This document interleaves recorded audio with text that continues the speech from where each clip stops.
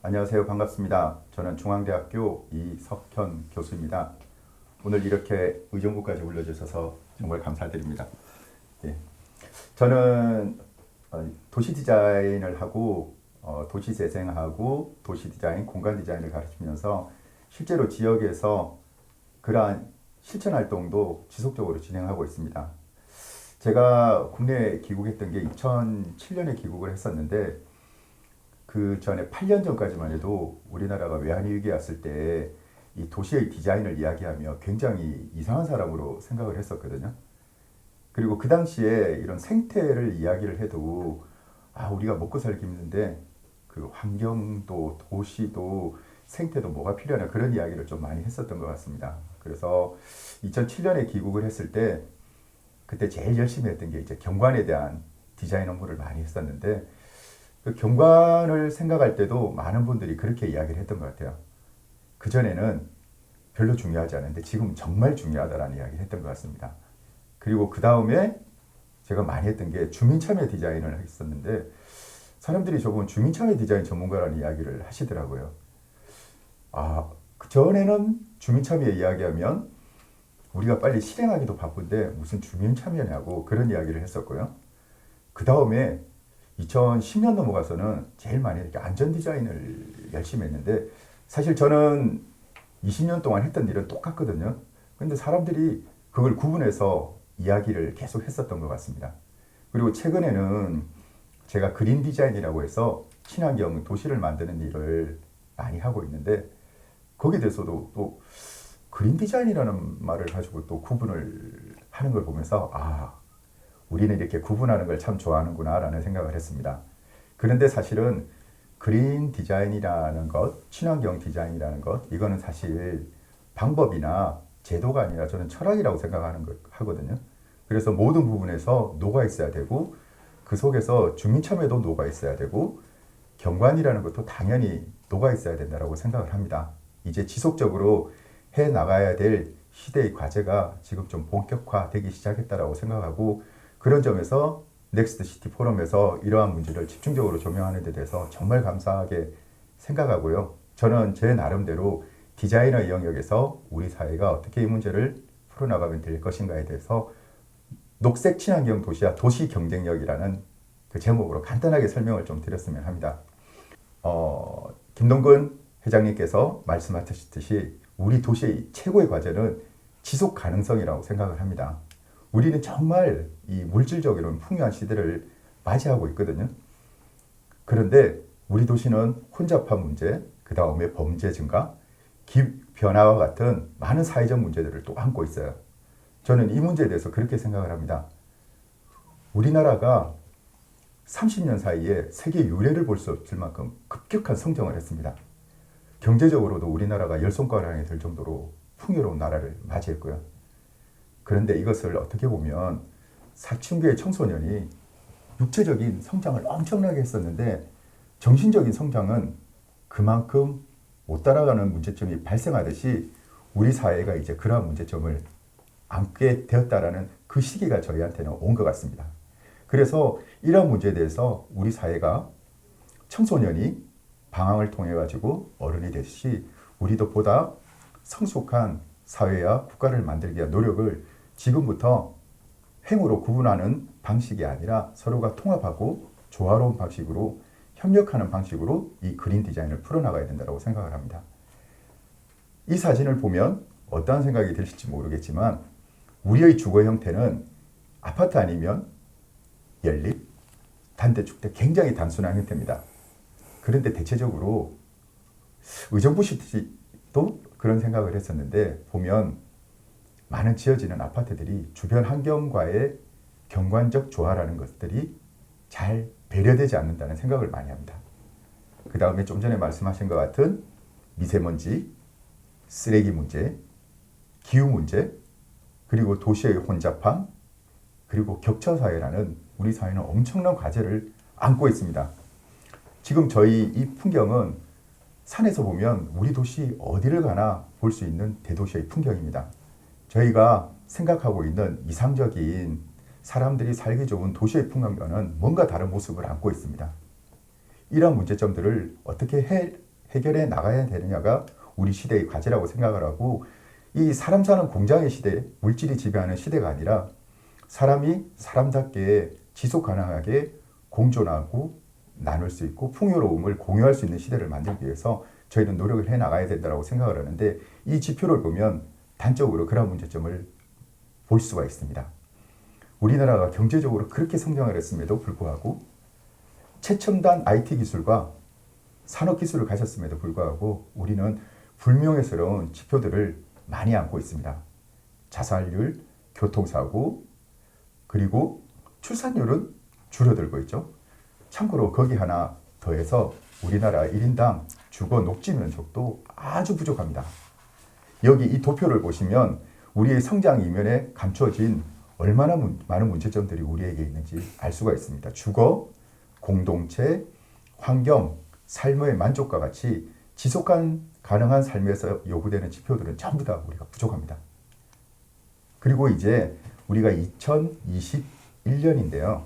2025년부터 2030년 사이에 제일 오른쪽에 보이는 지표 고령화라는 무서무시한 과제가 우리한테 또 놓여져 있습니다. 이러한 문제점들이 점점 가속화되고 우리는 서구에서 1900년대 서구 도시가 경고했던 도시 발전의 이면에 무서운 이 도전을 맞이하게 될 거라는 생각이 듭니다. 그래서 저희가 바라봐야 될 점이, 다른 선진국들은 이러한 문제를 어떤 식으로 바라보고 해결했는가를 한번 바라볼 필요가 있는데, 이미 1900년대 초반부터 영국을 중심으로 한 산업도시에서는 이미 녹색 성장 도시, 전원 도시, 압축 도시, 컴팩트 시티 같은 초기적인 논의들이 시작되었습니다.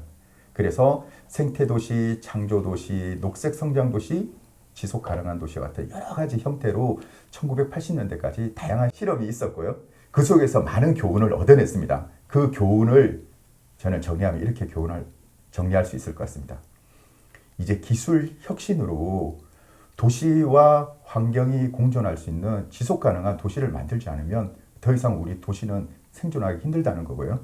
그러기 위해서는 물질적 개발 위주에서 가치 공유, 친환경 기술 영합, 그리고 공동체와 같은 사회적 문제를 공동으로 해결할 수 있는 도시 시스템을 만들어 나가는 게 우리 시대의 중요한 과제라고 할 수 있을 것 같습니다. 이것은 저희가 기존의 도시를 디자인하고 계획하는 데 있어서도 다른 관점을 요구하거든요. 제일 크게는 성과주의, 양적 팽창, 그리고 개발 위주의 정책에서 공공의 친환경성, 장소의 특성을 고려한 건축, 그리고 녹색 도시의 지속 가능성들을 어디 지역만의 문제다라고 치부할 문제가 아니라 우리 도시 모두가 안고 해결해 나가야 될 문제로 여기고, 창의적이고 친환경적인 도시를 만들기 위한 노력을 저는 본격적으로 해야 될 시대가 왔다는 거죠. 저는 이러한 해결 방법에 대해서 그린 디자인이라는 이름으로 도시의 경쟁력을 높여 나가야 된다고 이야기 드리고 싶습니다. 이미 도시의 성장 패러다임은 제도나 그리고 규제만으로 될 수 있는 것은 아니고요. 도시의 철학과 지역의 철학, 장소의 철학에서 이 그린 디자인을 어떻게 풀어나가야 되는가가 중요하고, 저는 근본적으로 이 도시를 자연으로 돌리고 인간이 자연과 가장 융합될 수 있는 삶의 형태로 만들어 나가고, 이것들을 공동체와 같이 인식을 확대시키고 도시문화조화된 경관을 구현한 형태로 나가야 된다고 생각을 합니다. 생태도시, 친환경 도시에 대해서는 아주 구체적인 법적 제도적 장치가 없습니다. 왜냐하면 그거는 당연한 거라서 없는 것 같습니다. 한국 사람들에게 물어보십시오. 김치를 왜 좋아하는지 물어보면 우리는 잘 모릅니다. 외국 사람들이 저한테 가끔 질문을 하거든요. 생각해보면 너무나 당연해서 그런 것 같습니다. 그래서 친환경 도시를 추구하는 데 있어서 그것은 너무나 당연하기 때문에 저희는 지금까지 하지 않았고 이제부터 그것을 해나가야 된다는 것 같습니다.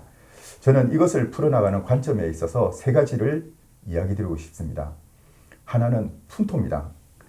모든 도시는 역사와 문화와 기후 환경 속에서 자라난 특유의 이 기질이라는 게 있습니다. 사람도 기질이라는 게 있듯이 이 도시라는 것도 토양 조건에 맞는 풍토라는 게 생성이 되거든요.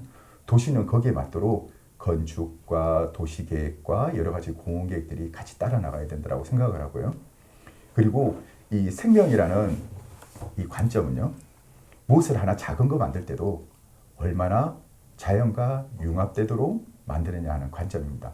아마 이 개념이 저희 도시 속에 구현이 된다고 하면 저희는 건축에 있어 외장 소재, 시설물에 있어서의 바닥 소재, 그리고 심지어 우리가 여러분들이 자주 잡는 길거리 펜스의 이 손잡이 소재도 전부 달라질 거라고 생각합니다. 우리는 어떻게 하면 썩지 않는 자연으로부터 먼 소재를 써서 지속 가능성이라는 걸 생각하는데, 사실 자연과 생명을 생각하면 너무나 쉽게 썩도록 하는 소재가 어떻게 보면 더 좋은 거죠.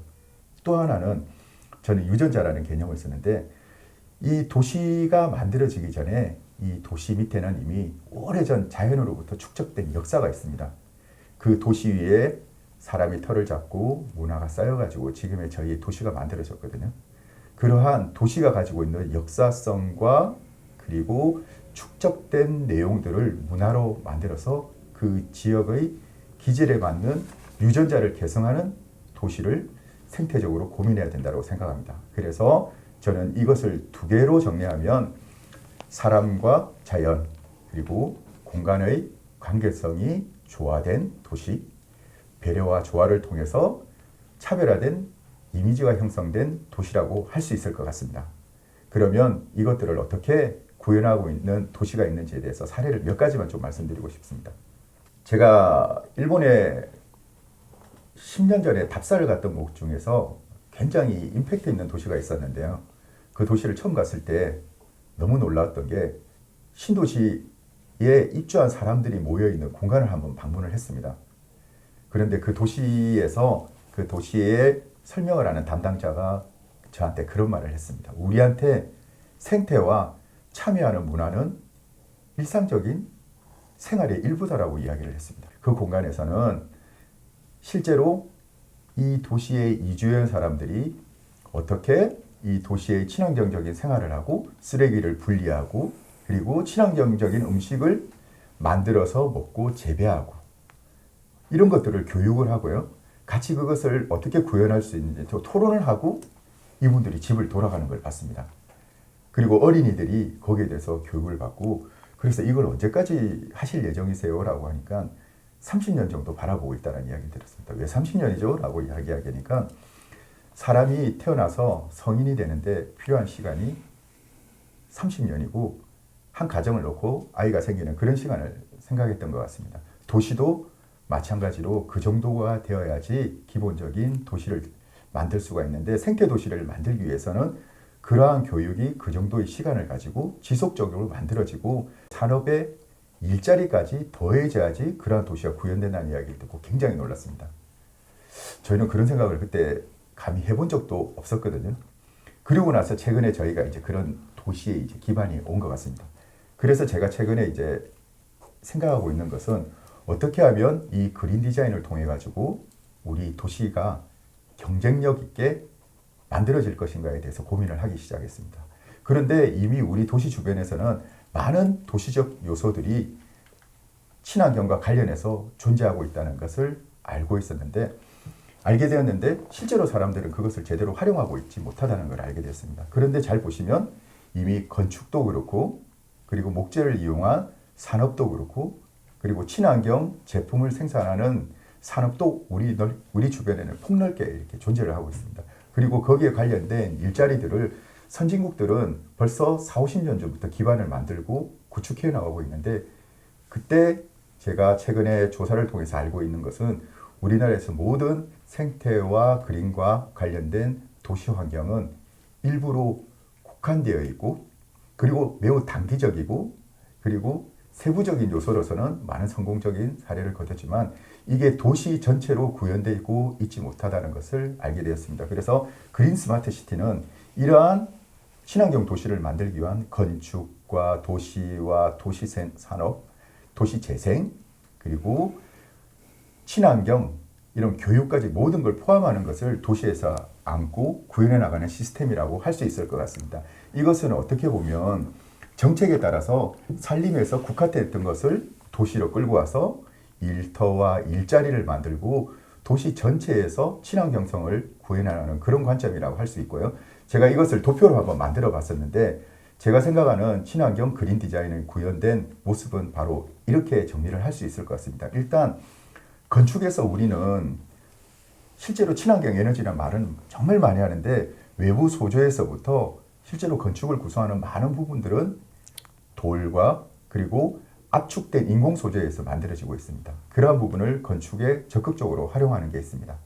그리고 도로와 시설에 있어서도 우리는 대부분 다 더 어떻게 하면 오래 갈 것인가를 생각하고 그러한 소재와 방식을 적용하는 기술이 되어 있는데 이것을 친환경적인 목재와 그리고 목재를 가공한 제품을 사용하게 되면 훨씬 더 친환경적인 도시를 만들 수 있고 이것을 활용해서 도시 거점을 만들고 산업 생산품을 생산했을 때 지역 일자리하고 연계되는 것을 구현할 수 있습니다. 그리고 이것을 통합된 형태로 해서 도시 경관의 차별화를 구현하게 되면 이미 다른 도시에서 가지지 못하는 경쟁력을 가질 수 있게 되겠죠. 실제로 많은 도시들이 서구의 이 선진 도시들은 이러한 부분들을 구현해 나가고 있습니다.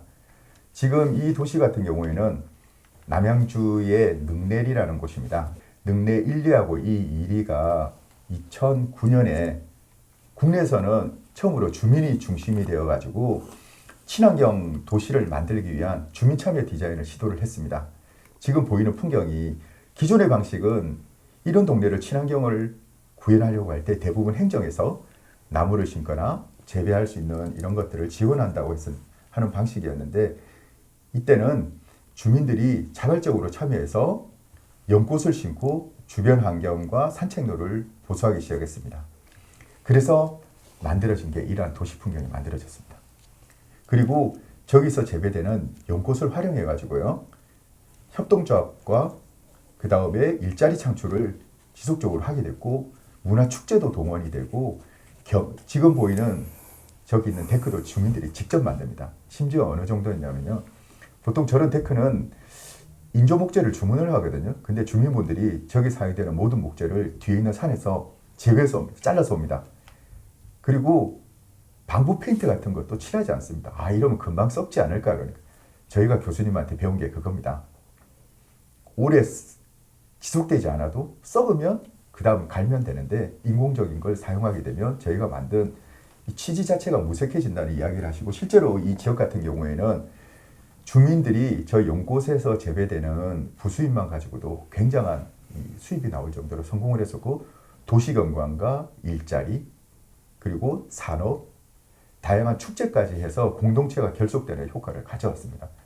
근데 많은 분들이 그런 이야기를 하셨습니다. 그 당시에 아, 우리나라 사람들은 잘 안 될 것이다 라고 생각을 했는데 저는 그렇게 생각하잖아요. 이 경험을 얻고 나서 우리는 그린 디자인을 해나갈 수 있는 이미 충분한 시민의 역량과 그리고 축적된 기술을 가지고 있는데 저희가 그걸 몰랐다는 생각을 했습니다. 오히려 전문가와 행정을 하는 사람들이 우리가 가지고 있는 이 그린 디자인의 잠재된 역량을 오히려 몰랐다는 경험을 얻게 된 거죠.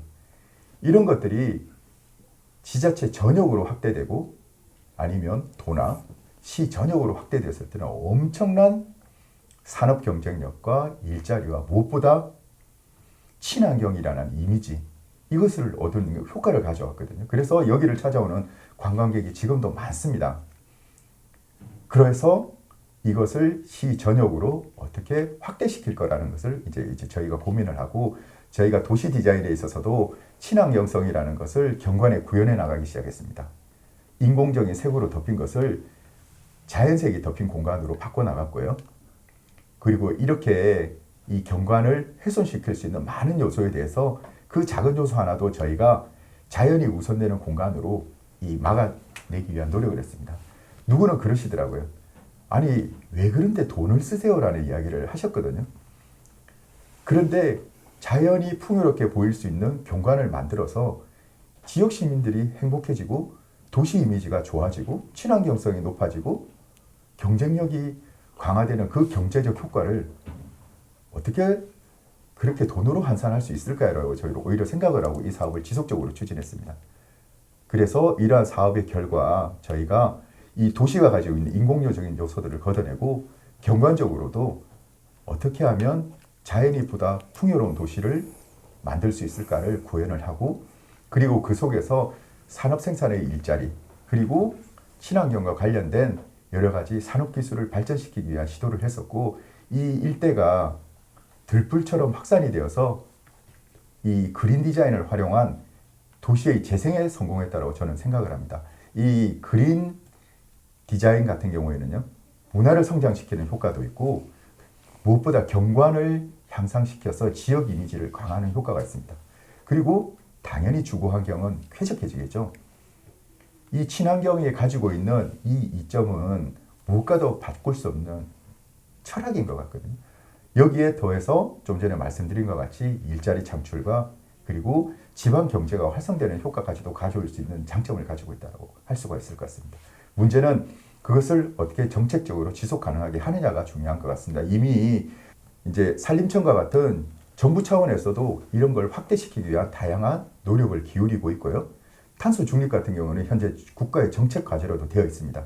그리고 건축과 도시에서도 이러한 부분들을 구현하기 위한 다양한 시도가 전국적으로 진행되고 있습니다. 문제는 이것을 어떻게 지역 내부에서 지속 가능한 정책과 경관과 산업과 일자리 창출로 연계시켜 나갈 것인가 하는 것이 문제겠죠. 자, 지금부터 사례를 제가 잠시만 좀 기술적으로 보여드리고 있습니다. 지금은 도시 목조화를 통해서 실제로 목조를 가지고 도시를 만든 그런 기술을 구현하고 있는 도시고요. 경북 영주의 한그리 목조관과 같이 이미 목재를 이용해서 고층 주택을 올릴 수 있는 기술이 이미 우리는 축적되어 있습니다. 이런 식으로 내부 공간까지 전체적으로 골조부터 인테리어까지 도시 공간을 친환경적으로 만들 수 있고 주거시설을 변화시킬 수 있는 기술도 축적이 되어 있고요.